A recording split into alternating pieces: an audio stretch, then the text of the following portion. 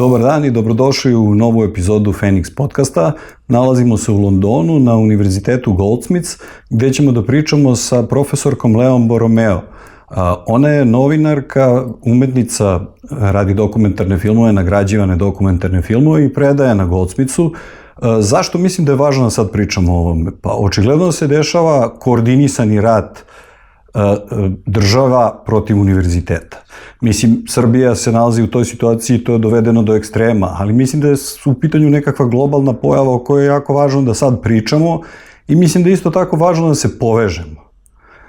I u tom povezivanju, kako da kažem, prosto vidimo šta ćemo da radimo. So, Lea, welcome to FENIKS podcast. Oh, hvala, Stefan. Actually, good Serbian. Yes. I was just explaining to our audiences, we are at practically open war of the Serbian state against universities, but that's not an exclusively Serbian thing.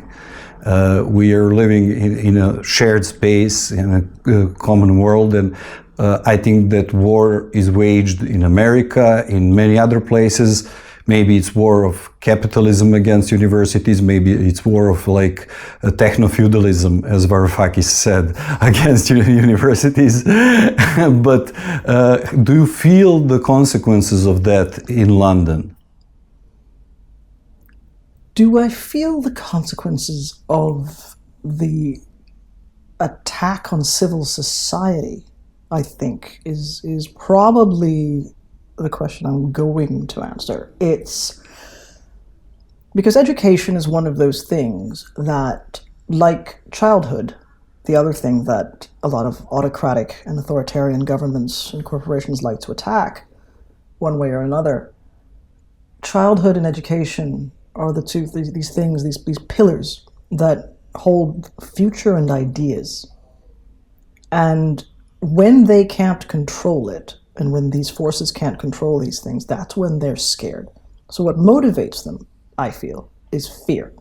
And if they know that because at universities, we can't control people's thoughts, we can't control the research, we can't control the things that people discuss, the ideas. So we fight it. We demonize it. We can't control childhood, so we market at it. We can't control what they do, so maybe we'll kill those children. So they come and attack the things that they don't know the future, nor do we, but they fear the future because they can't control it. So that's what they attack. Who are they? They. It's always they and them, isn't it? It's that wonderful word, or words, or set of words. Anyone who feels that they have power to lose. Mm. So it's a class thing. It could be class. It could be, could be class, it could be capital. Mm. You know, it's anyone who hoards money, power, or ideas of money and power. Because all of this stuff is illusory, right? It's really just not, to me, I don't think it's actually there. It's manufactured by us. And because we feel like somehow psychologically we just need to have hierarchy somehow. If we divorce ourselves from that sense of hierarchy, then perhaps, maybe we can try to start forging a different world for one another. But then somebody's going to come in and go, well, we have something else to fear. Mm. And fear is one of those things that's it's the driver and the main motivator for a lot of these things. They fear loss and we fear loss. And that's what motivates us to act. You had a really interesting life and career, and I don't think we should separate that. So, what are you teaching here at Goldsmiths? Gosh, I am the convener of the screen, documentary, and experimental film master's courses in filmmaking here at Goldsmiths College. And how do you feel about the students, this generation? Because in Serbia, everybody was like talking about how uneducated they are, how politically illiterate they are. And then tables turned. And then that generation that we had so much prejudice they actually achieved something that our generation didn't. They made the biggest political movement in 13 years of this dictatorship that we are living in. So is the situation similar here? Goldsmiths is one of those places that's always been known for its politics. It's always been a haven for challenging and progressive thinking. Like when I was here for my undergraduate back in the 1990s, when obviously former Yugoslavia was under a lot of pressure and a lot of division and a lot of kind of seam ripping, I was starting my BA. And one of the things I noticed about being here at Goldsmiths is that at every demonstration that I attended, be it about student fees or be it about something more globally political, Goldsmiths was always at the front with the banner. They were always the ones speaking out loudest and the ones who sought to occupy buildings and go for the headline-grabbing, straight for the nuts kind of politics and kind of activism that other universities would sort of like slowly follow suit. They'd think about it and go, "Ooh, Goldsmiths are doing it. Okay, we'll go." So it's one of those, like, it's one of the moments where you kind of you're the pawns on the chessboard, right? Everyone's there to still protect everybody else, but like the pawns on the chessboard, that's Goldsmiths. But somebody has to make the first move. Somebody's got to do it. Were those protests politically articulate? I think a lot of them were much more visceral because, particularly around student fees, 97, my first year, was the last year within the UK where people got student grants and then fees were introduced. And so that changed education or higher education in a way since that, we now still feel, because it disincluded a huge swathe of the population from the access to university. Whereas you had a grant, you could attend for free, you don't have to pay much of it back, you can still get a loan. Then suddenly, these fees come in, so fewer and fewer people could afford those, and then fees go up, and then fewer people can write. So the more the fees went up, the fewer people from certain classes and from certain sections of society could attend or could afford to attend. And so that meant that the fabric of the college and of the university had to look elsewhere. And it started recruiting students from overseas, where, I'm from the United States, and so I was one of the rare foreign students that was there. That's not such an experience anymore. It's almost been turned on its head. But it's very interesting when you say it cuts a lot of people from the ability to enroll. We had free public education and healthcare and so on in former Yugoslavia, which was a functional socialist state with its problems. But now in Serbia, we're living this kind of Wild West mafia state capitalism. And I feel it's the government's goal to destroy universities as places of free thought, but also to destroy it as one of the last resorts of social mobility. Because if they privatize it, if you need to pay for universities, then somebody who lives in a village in southern Serbia, they cannot send their son or daughter to university, and that destroys their chance of social mobility if there is money involved. So this is new to us, but not in the Western world. It doesn't just destroy your chance of social mobility, it kind of cuts off a part of your voice.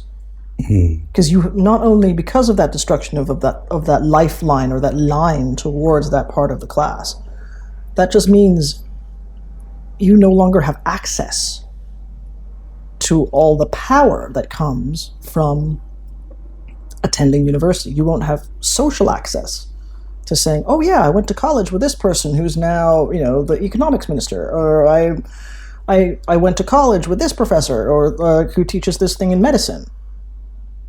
And, "Oh yeah, this guy came from my village." You no longer have that connection, and it becomes much harder So yeah, it's a good way of kind of, what is it, Donald Trump loves the uneducated or the undereducated. But it's a step away from democracy, because a lot of parts of population are not represented actually then, and cannot be represented in that. Yeah, I can't remember who said it, but it was like democracy isn't the goal. Democracy is a stepping stone to other things.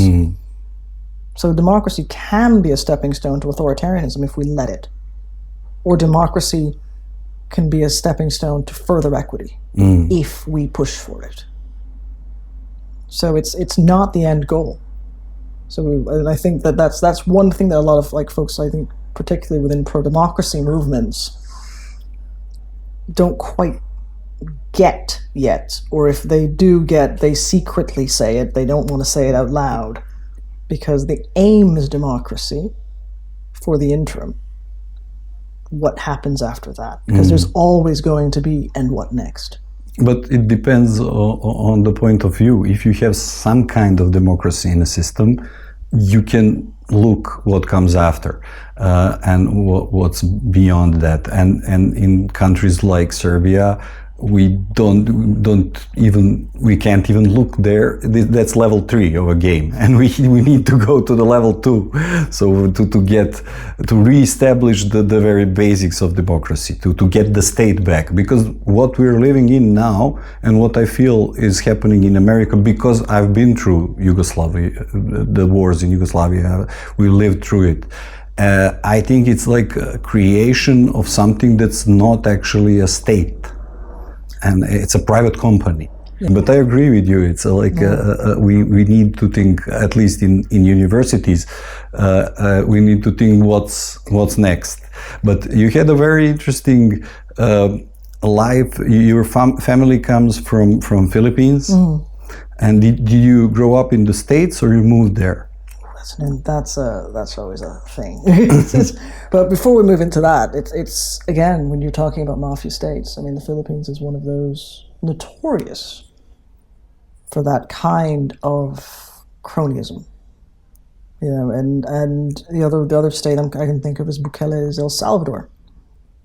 You know, I mean, the guys are like full on crypto bro as well. You know, it's like crypto bro and mafia boss. So the Philippines, it's an interesting one, because the current president, if you want to call him that, well, he is, because he was elected that. Same in Serbia. Yeah. The first time.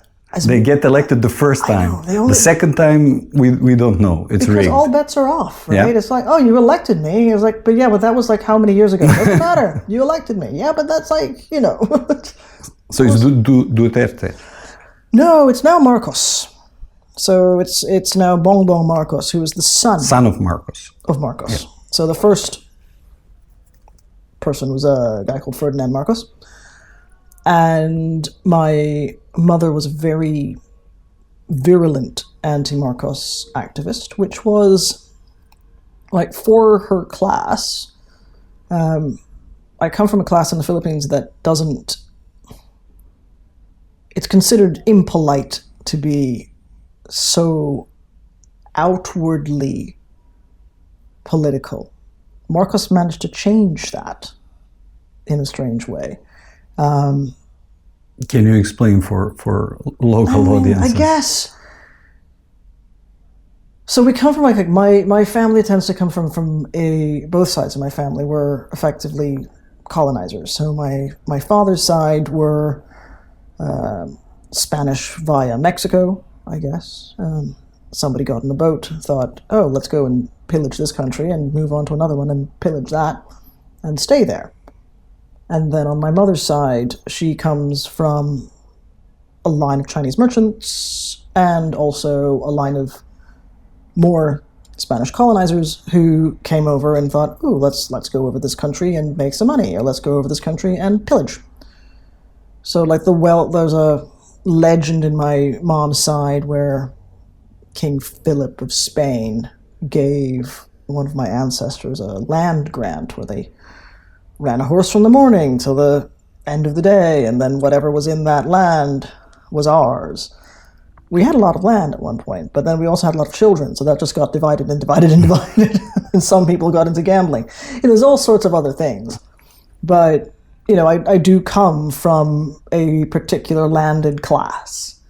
And, the person who christened me as a child when I was born was Cardinal Sin, who was the kind of Archbishop of Manila, with the funniest name ever. Because you are Cardinal Sin. He's honest. He's honest. And on his door, he had the sign that said, "Welcome to the House of Sin."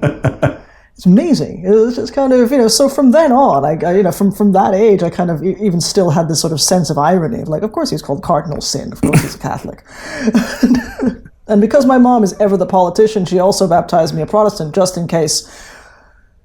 Doesn't matter. She didn't know who'd be in power at one random point, so she set things up for me so I'd be all right regardless. And she appointed various people as my godparents just in case. Just in case. She hedged all of her bets.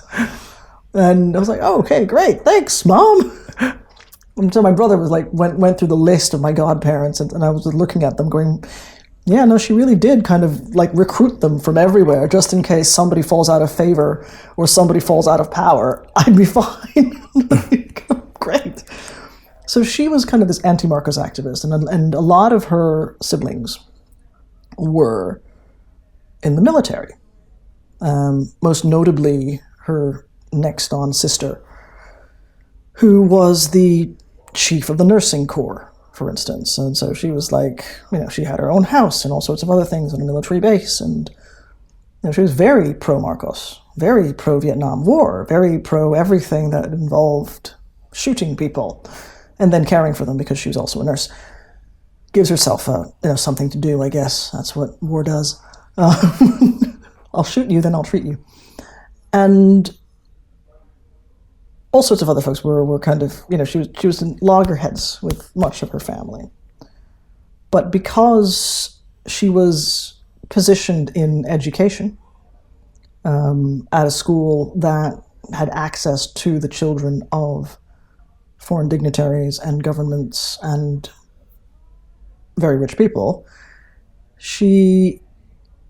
it put her head above the parapet a little bit, and so there was a threat on her life, and we got wind of it, and we had to leave very quickly.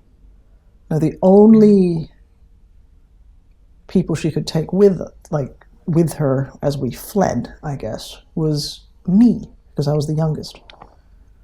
We had to leave my brother and two sisters behind as kind of security and collateral that we'd come back. So when we got to the States, the decision was then taken to not go back.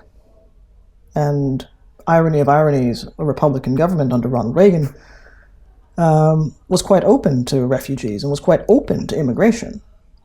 And so we went down that pathway and sought that road. And eventually we found a route towards citizenship, and we became naturalized American citizens. Which is kind of, How old were you? I was 5. Wow. So do you have any memories of Philippines? I do. Lots of great ones. Lots of great ones. And we went back eventually after 5 years or so.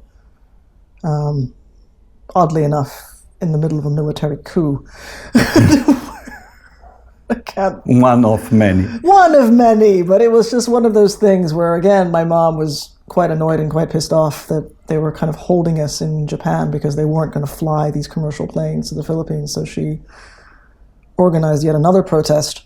So I guess that's politics and conflicts and all of these things are baked into my upbringing and trauma. Mm.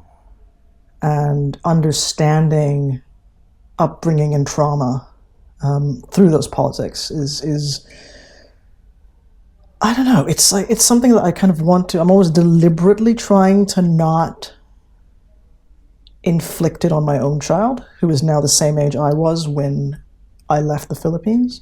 So although, because my partner is also a journalist, although they're very aware of global events, and they ask us questions all the time because they see it, or the people that come to stay with us, or the people that we have for dinner, we have these conversations about politics and various things. they're aware of what's going on, but I took them on one demonstration and they just sort of went, no, I don't like the noise. And I'm like, okay, you're not going on with the demo then. Oh, they're very aware. I was 9 or 10, I think, when the first big anti-war demonstrations happened in Belgrade in 91. I was born in 81, so 10. And I distinctly remember I was crying because my parents wouldn't take me with them. So that's how much we were into politics back home, and I was so angry with them, and the people were killed. Milosevic sent the tanks to the streets, and it was really dangerous. Hundreds of thousands of people were there, but the kid doesn't know. I just felt this need to go and protest against these guys. So that marks us. It does. It leaves this mark which probably will last forever. It's a very, I think it's a good decision that you didn't want to imprint this on your child. Let them choose. Yeah. When they become aware enough, they will be growing up in this surrounding anyway. So, they're a mixed race child in one of the most diverse cities in the world, and they know about the journalism that both the parents do, and they know about the lives that our friends lead. And let's go back to Philippines and your upbringing. And I saw a couple of interviews that you gave about your documentary films, and you were talking about, interestingly for me, you were talking about your privilege. So you chose not to not to fall into the trap of this victimhood narrative that's been a cage for so many people for so long. I've witnessed that in former Yugoslavia, both identity politics and what it brings, and the victimhood narrative that kind of fuels the nationalist hatred towards the others. So was that a conscious choice at some point in your life to like, I'll not go this way, I'll go that way? I think it's my aversion to Karens. I don't know if you know, like, what the whole idea of this kind of slightly vibrating and very almost hypersensitive. They call it pearl clutching in the UK, where everything is just you choose to be aggrieved, you choose to take offense, and at some point, I just thought, I can't remember what the turning point is, because turning points I don't think they actually just tend to happen because of one incident. I think they happen over time as a gradual thing.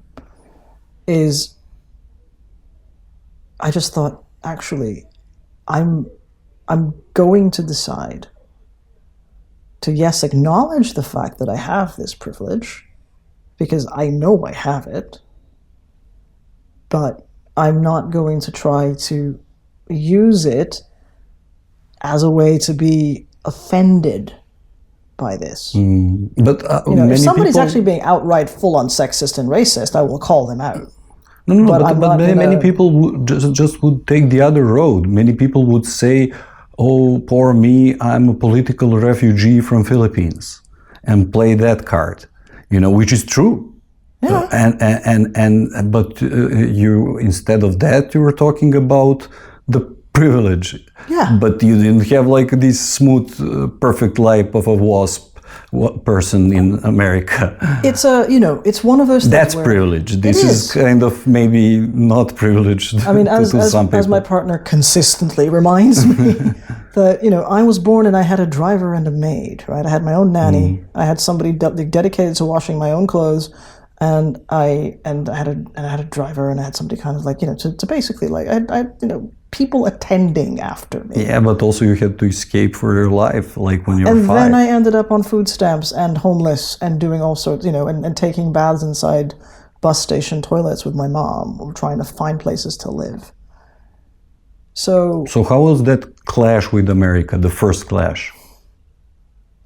My mom was really good at managing that. She made it an adventure. And I miss her so much because of that. Because like that's where I learned to like read. That's where I learned to do math. That's where I learned to schedule times. Like one of the reasons I think I'm okay with a spreadsheet. And every time I think of my mom, it's because her birthday would have been about 4 days ago. So she's dead now.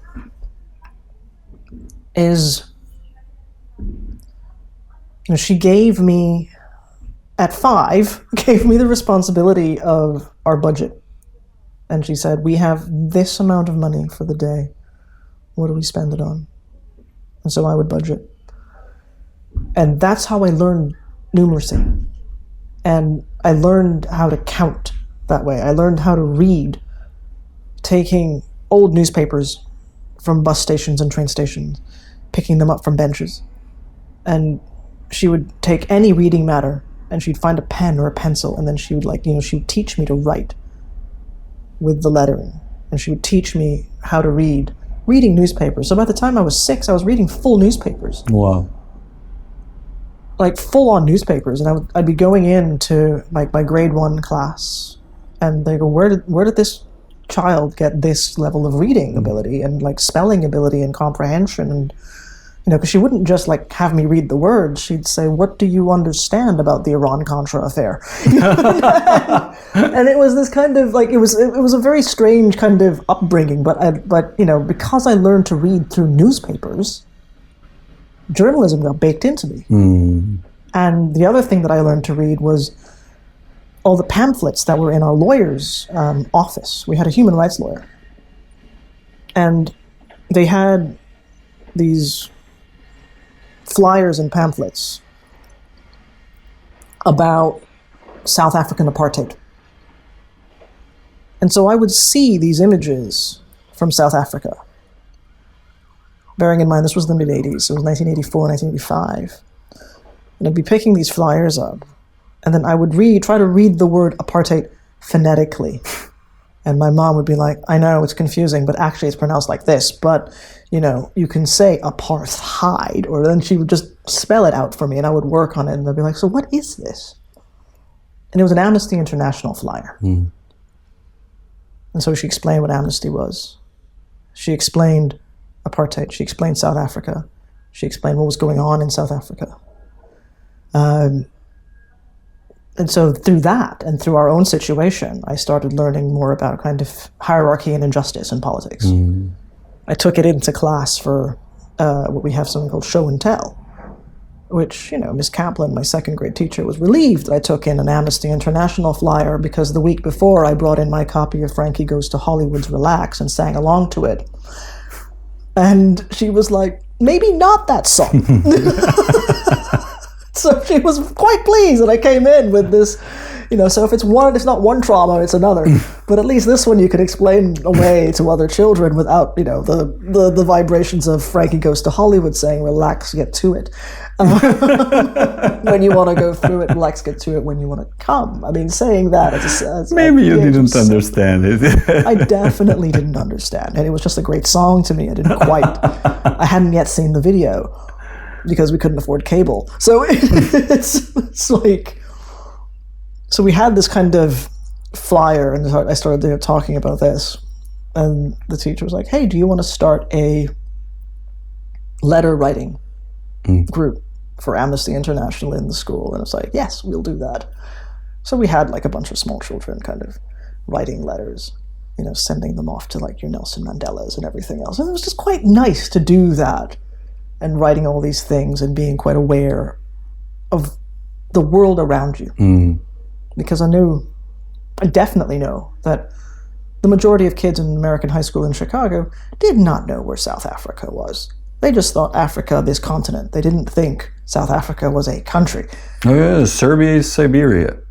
They asked me if it's very cold there. I mean, it's like the difference between like mosque and mosquito. They're next to each other in a dictionary, right? It's like, there are all of these things that the American education system always kind of leaves you wanting. But then again, there's also something about the American education system. I saw this on the internet the other day. And somebody posted this thing of like, hey, what radicalized you? It's like, well, maybe saying liberty and justice for all every morning. Making us say liberty and justice for all every morning is what radicalized me. And it's like, yes, you can do that, because it can be a form of, because American education can be considered indoctrination, and it's very much turning in that direction with all the book banning and various states deciding to introduce creationism into the curriculum and all sorts of other semi-egregious things. That's getting far into the Handmaid's Tale It's very Handmaid's territory. Tale. But then as another friend reminded me this morning, I'm from Chicago. I grew up from Chicago. If anybody ever asks me where I'm from, it's like, yeah, I'm Filipino, but I was laundered through Chicago. I am a Chicagoan. And I very much feel that in my bones in Chicago. So basically Serbian. But basically Serbian, yeah. I mean, there was this amazing... There's a big diaspora in it's Chicago. Huge. With Chicago, and going back to Handmaid's Tale, some friend of mine reminded me this morning that it's the only city that stood up to and did not join Gilead. Wow. So now, we have everything going around us within the United States. I saw the Instagram posts you posted. It's extremely disturbing. It's like basically these ICE guys picking up random people from their homes, from the street. It looks like an armed band of criminals, which they are, in my opinion. It's fascism. It's fascism. I really tend not to use this word lightly. I don't Since either. my grandfather was in a concentration camp, and there is a whole history, weight of history in ex-Yugoslavia from the World War II. But this is fascism. 100%. Umberto Eco defined 10 signs of he called it ur-fascism, eternal fascism. So it's not Nazism, it's not Italian fascism, but it's a thing that's happening, and this checks every box. It does. And again, another kind of in terms of the aggrieved history of Leah Borromeo, it's my great-grandfather is a guy called David Ernstein from Kiev. No, actually, is it Kiev? No, Odessa. So he's from Odessa. But then in one of the many pogroms, he ended up in Brooklyn. And then from Brooklyn decided, hey, I'm going to go make some money in the Philippines. Goes there, meets my great-grandmother, gets her pregnant, runs away. But, but still part of me. So that trauma has also come down. So there's this trauma of fleeing and escaping. There's a trauma of always kind of running away and going somewhere else and always heading. So there's never this, as we say, democracy being the end goal. I will never get democracy, demokratia, or any of that. I will never get that. It's always a staging post for something else. But it feels like, everything was set up for you to become a journalist and a filmmaker in the first act. Oh, yeah. Thanks, Mark. You were so young. I don't think a lot of viewers and listeners can appreciate when you say you were actually 5 and 6 and 7 and so on. So did you choose filmmaking first or journalism first? I tried to run away from journalism because, again, this was one of the things that, I'm used to. It's just going, I don't like that. It's too close. And then I tried to go into the dramatic arts. I tried to say, let's go and first I wanted to go and be a chemist, and then I wanted to go into the dramatic arts, and then eventually I was studying drama and English here at Goldsmiths, and there was a chance encounter in a rainstorm with a journalist who I shared an umbrella with. She gave me her card, said, I think you'd be a good journalist. Come talk to me sometime. And I sat on this card for a while, and I was like, I might as well, So I called her up. I got some shifts at this place called the Associated Press. It was doing television. Then I got a few more shifts, and then a few more shifts. Then I started harassing other people for more work, and then I thought, I really like this, and I want to keep doing this. And then I just kind of stumbled into it. But it's interesting, you meet a lot of people, you just see a lot of intimate parts of them that you cannot see otherwise. Your worldview opens up. I think Stanley Kubrick was a photographer for a magazine, some random magazine in New York, and he would do crime scenes and he would do a lot of stuff. And later he was talking about how that influenced him as a human being, as a writer, as an artist. I mean, you must get this as well, right? This sense of kind of, if I'm hiding behind the camera, I can be as intrusive as I want to be, because there's a certain level of, particularly lens-based journalists, there's a certain part of us that's almost slightly socially awkward. We're just like, I'd like to go there. I'd like to ask this question, but maybe I'm not gonna. Maybe let's turn this on. Now I can ask the question. It gives you you kind of like you're impregnating it with the confidence that you wish you had. You have it. But it's always kind of nice to kind of, like assign that to the camera, even though it's this, static, inanimate object. I thought I was like, especially when I wasn't out to myself,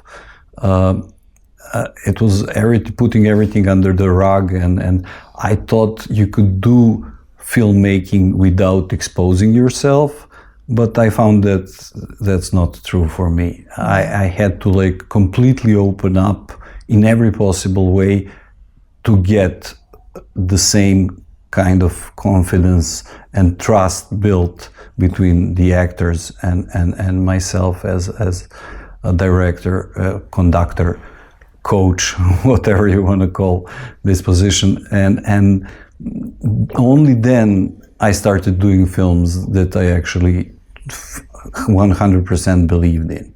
Everything else feels artificial to me now.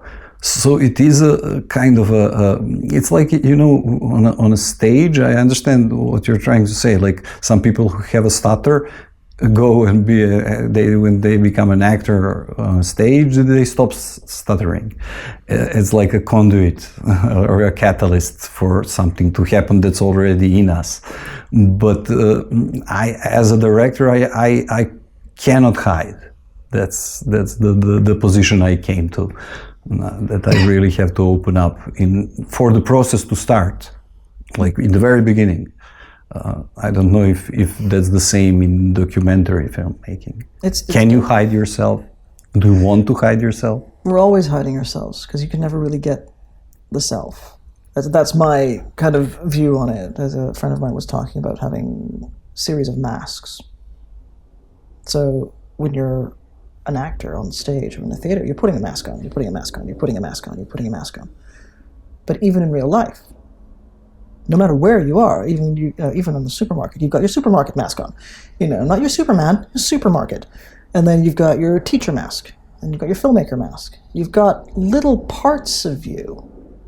There's never a whole and true you, ever.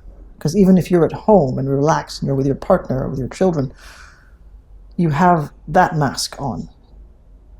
They see a part of you that nobody else will see. And so when somebody says, oh gosh, that I really think is really out of character for them. I don't really think that, they couldn't possibly have done that. It's really out of character. It's not. It's just a part of the character that you had not yet been exposed to. Oh, the good neighbor who becomes a murderer. Yeah. I think we all have it in us to be a tyrant. We all have it in us to be a murderer. We all have it in us to be gracious, to be kind, to treat people with fairness. You're born with hundreds and thousands of possible traits that you've inherited from each and every single one of your parents, and their parents, and their parents, and their parents. And it's up to your sort of environment and upbringing and advantage and privilege that will then see which one of those things rises to the surface. So, again, I guess it's what you choose to cultivate as a parent within your child, and also what society cultivates within that child. And then also that child's decision. Because they could feel, all of this destructive rage, and you see it in every tantrum on the train or on the bus or at home. You see it.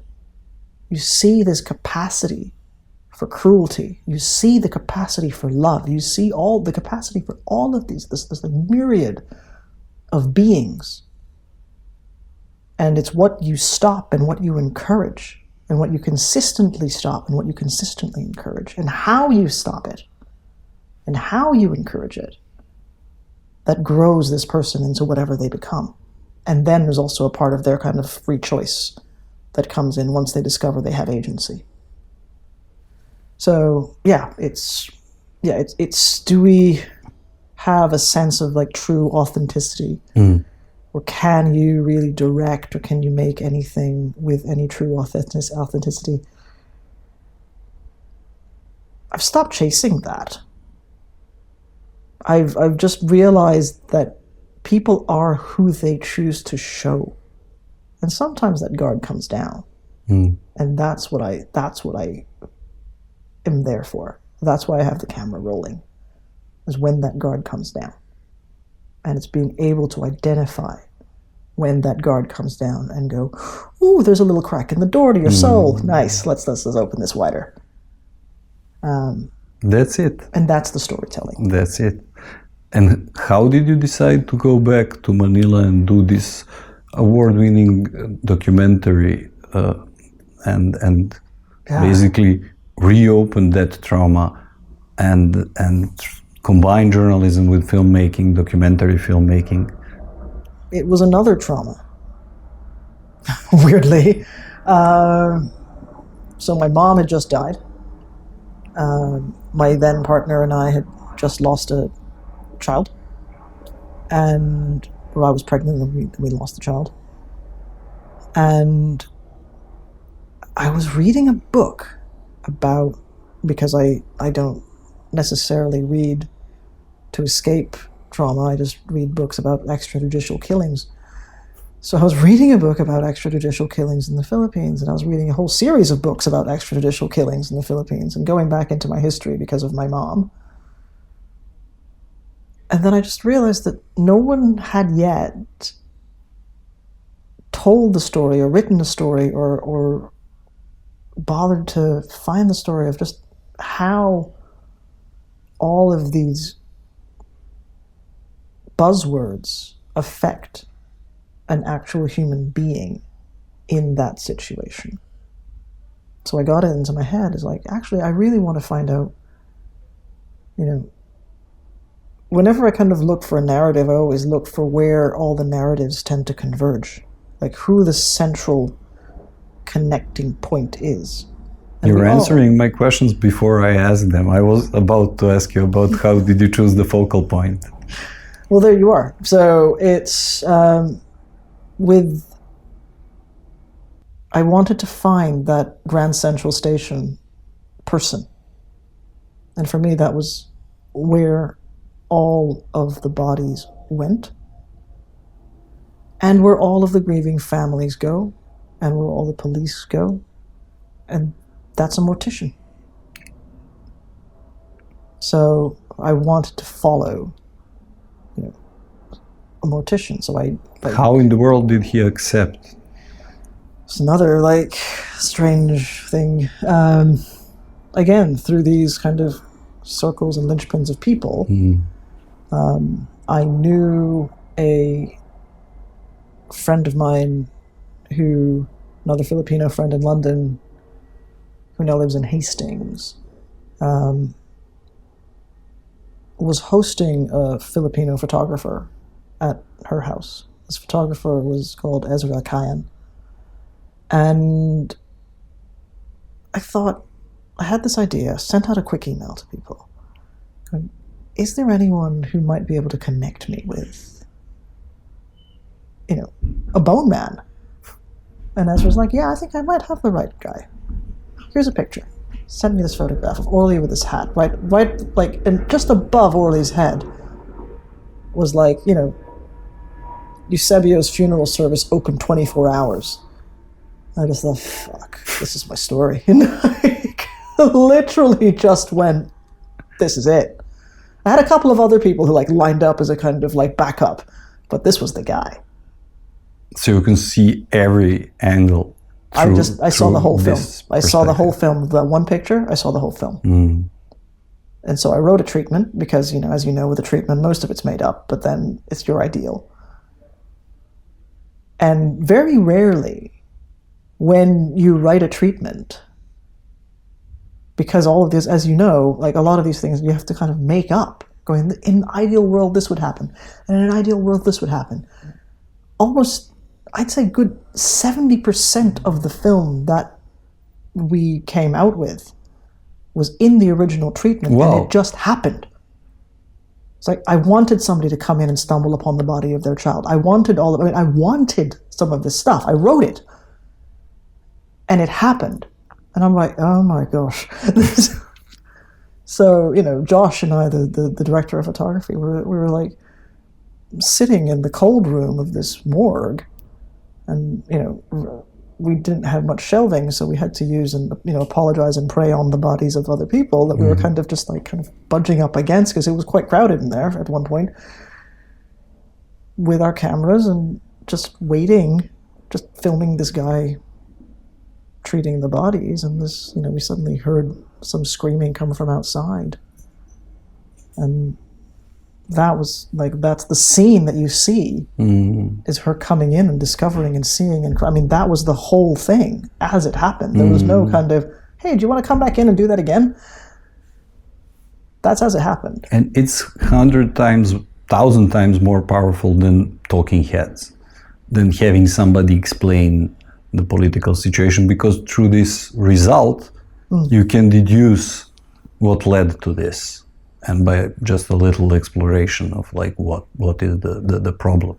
Yeah, and we're actually told and warned against doing that because of the quote-unquote risks. That I don't believe in.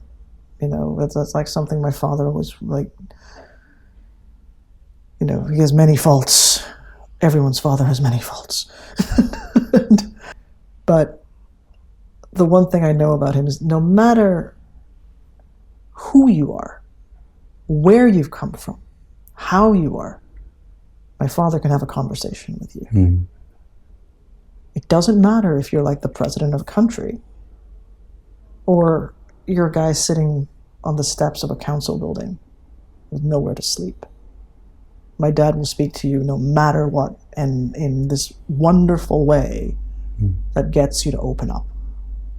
That should be the starting point for artists. Like the first condition.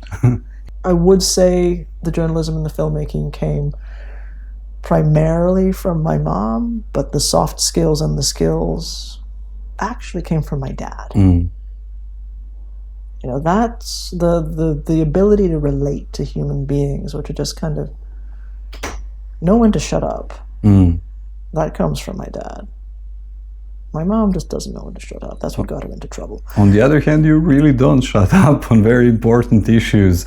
We were talking about activism, so along filmmaking, teaching, and journalism, you have been a lifelong activist.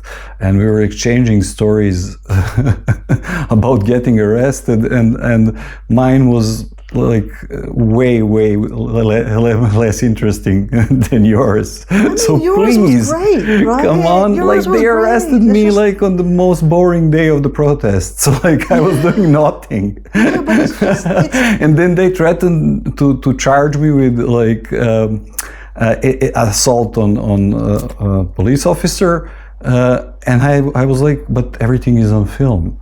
Like, you cannot do this. Even you cannot do it now. And eventually it's going to courts now, which is another round of hell in Serbia. But your story, come on. I mean, but they'll still try, right? If you're going to sit there and go like, no, I didn't do that. And they go like, okay. No, I didn't sign anything. Yeah, well, I said like, see you tomorrow. Yeah, when I was exiting. They're just going to ramp it up. They're just going to find another thing. They're going to try to find something else to get you. Because now you're on the radar. We were labeled eco-terrorists. Like before these protests, before the student movement, I was labeled eco-terrorist, and there was a website by some government proxy that had a list and biographies and data, and I was the gay eco-terrorist. So imagine that. I didn't realize that eco-terrorism had a sexuality. Apparently it does, you know. But do you know how many filmmakers and actors and artists in Serbia are openly gay? You? Yeah. So it's a different environment, you know. Not a lot of people come out, but it was a big important process for me, and maybe one of the best decisions in my life. So it changed everything for me. But I just love how your husband kind of, you know, the way you said your husband kind of dealt with your arrest. Oh, we don't have gay marriage in Serbia. You don't? No, we're partners. We call each other partners, but we don't even have civil partnerships. We don't have any kind of, like, no we rights. Cannot adopt children. We cannot, like, no rights. No rights? No, just like, I don't know. Because of who you love? Because of who I love and what I am. And, you know, even if these protests are successful, even if we topple this fascist regime, I don't know if the end result... Actually, I think I know what the end result will be. I don't think I will get rights in my lifetime if I remain in Serbia. That's the bottom line. I think I'm staying and fighting just in spite, just to end these bastards, you know. But what inspired you to get arrested in such a colorful way? When was that? Again, another privilege. Yeah, I mean, we're hurtling towards that. We're not yet there in the UK, but this was. You were working for Sky News, right? I was, yeah. I was but then you were not working for Sky News. Then I woke up one day working for Sky News. I went to bed not working for Sky News because it was the 1st of April. I remember that because it's April Fool's Day, and it's not an April Fool's joke. And 2009. And I was involved in, I guess you can call it, I mean, we called ourselves anarchitects. So not quite anarchists, but not quite, you know, architects. Architects of anarchy. We kind of worked, we were heavily, and still are heavily influenced by the Situationists. And the performativity and the theater and the satire of political demonstration and being the joker, the funny, because, you know, demonstrating and protesting and resistance, I mean, you know, your existence is resistance where you are, but it's like, and it's a very serious thing. You know, these are all very, very serious things, and there's so many things within activist communities and campaigning groups that are very kind of, we have to be serious. But actually, I'm more for making fun, because there is so much to be had by popping the bubble of self-importance no matter where you are. So within activist communities and without activist communities, there is so much to be had and so much relief and so much healing that can be done through laughter.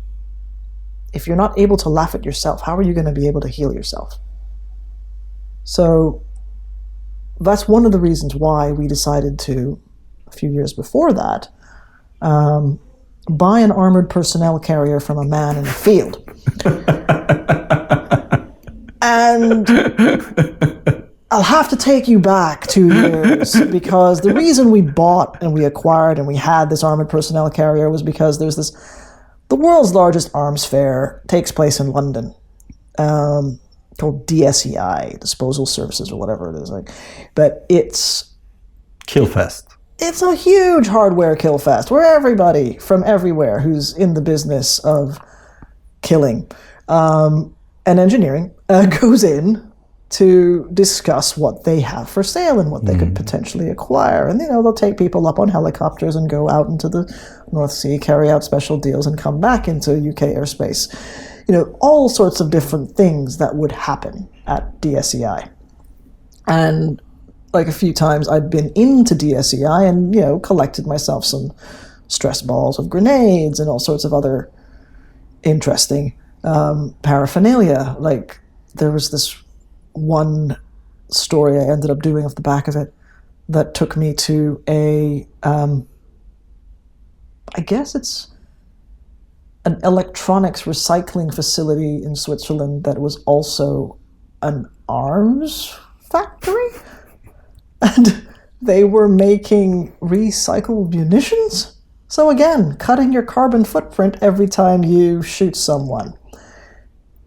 Biodegrades in the body, I guess. I don't know. It's like, I don't know. I don't know how these connections suddenly make their thing.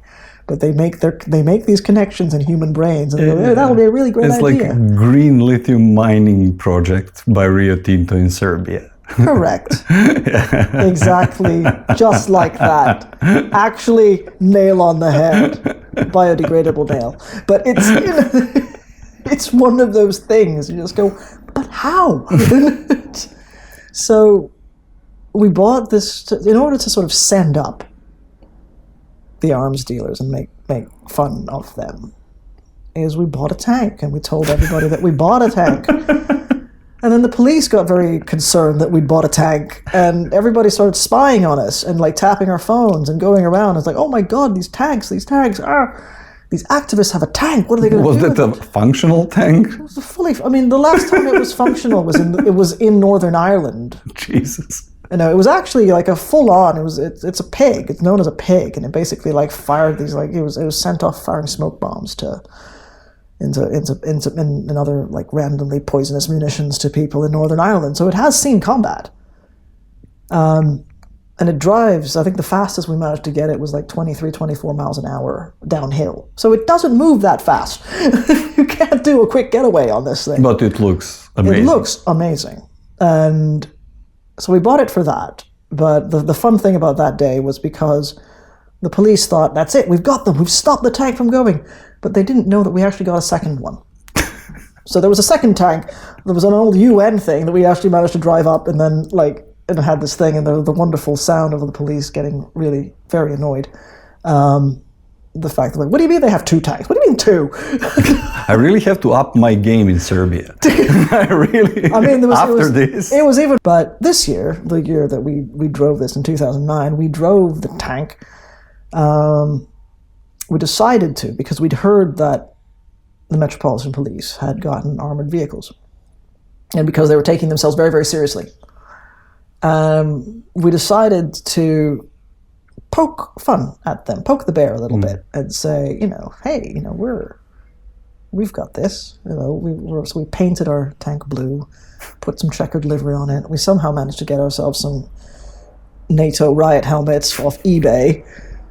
We bought a bunch of boiler suits, and then drove this tank with, fake CCTV cameras hanging off the side of it, with the Ride of the Valkyries playing through a sound system.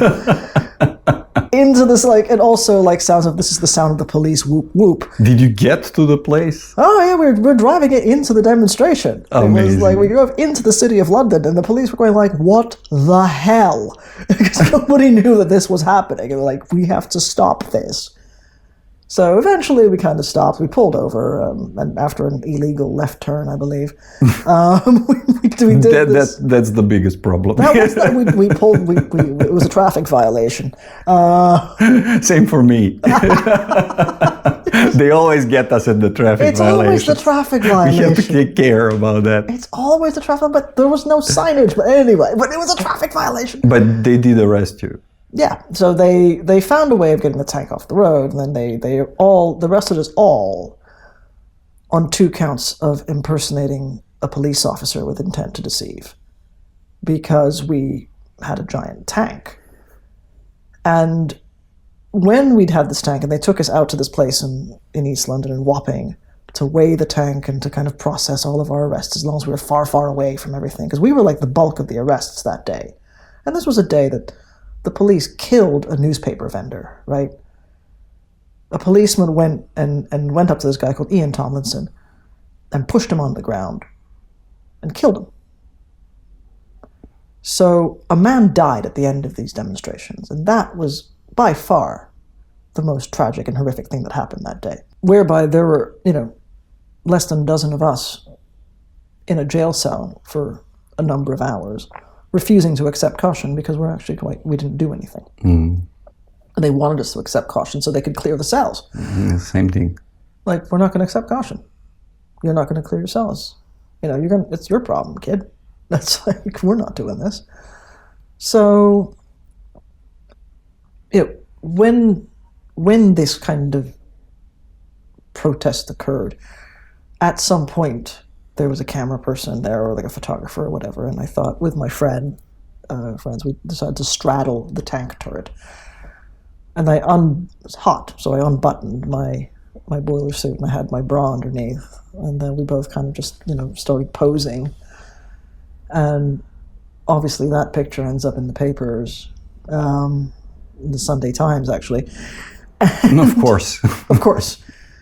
And weeks later, my dad sends me this message. Like, when did you think of telling me about this? And I go, but what side of never?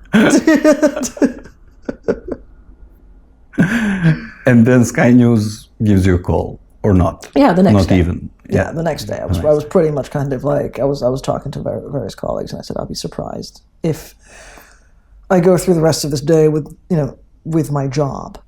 But did you ever imagine, like, that was extreme? It wasn't dangerous, but it was a tank, and I can't imagine being arrested for that.